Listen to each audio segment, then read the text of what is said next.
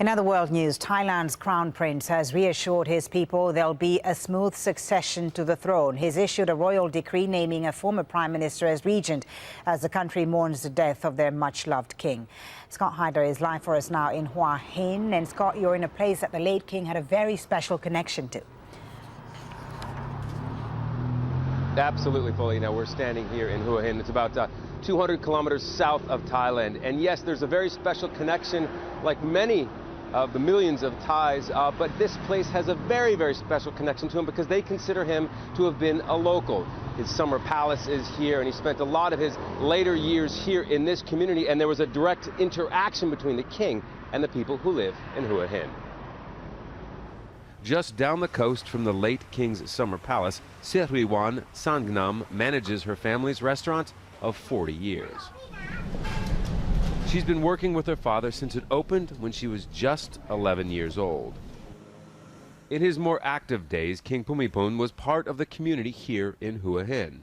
He regularly taught classes at this school right next to the palace compound. The king once conducted a class in which Siriwan was a student. I didn't want him to leave us. I wanted to see his health improving. I didn't want to lose him as suddenly as this. She felt the king cared especially for the people of Hua Hin, and did so even when his health was failing. With the lengthy mourning period just starting, it's still unclear what economic impact it could have on the ever-important tourism industry here in Thailand. And some tourists here in Hua Hin are a little bit confused about what they should and should not be doing. Well, we don't know if there's something we cannot do. So if that applies, then yes, then we would be confused about it. But it's not something that we have felt about. Before we went to Thailand, we never knew anything about that king and how much the people love him and everything. And now our guide was just starting to cry and all the people were sad at once. And we went through the city and everything was closed. And that means entertainment events have been canceled and tourist attractions are shut across the country.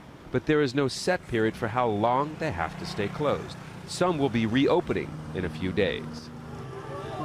Every day since the king died, Siriwan has come to this memorial just outside the main gate to his summer palace.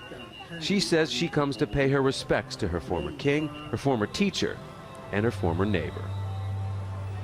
So, Scott, what are Thais doing in Hua Hin and elsewhere in the country to remember their king?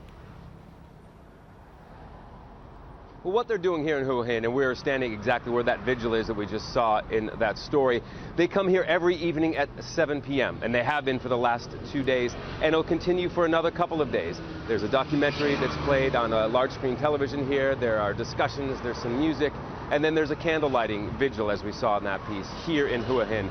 On Sunday, today, across the country, there are going to be several separate events similar to this in different communities around the country. Now, what a lot of Thais, almost 70 million people who live here, a lot of Thais are hoping to make a trip to Bangkok to pay their personal respects to the king once that opens up in the Grand Palace, probably in the next 2 weeks. A lot of Thais hope they'll do that. But in the meantime, there are services, there are memorials, there are vigils like this in Hua Hin that are taking place right across this country. Okay, Scott, thank you so much for that. Scott Heidler reporting there live from Hua Hin in Thailand.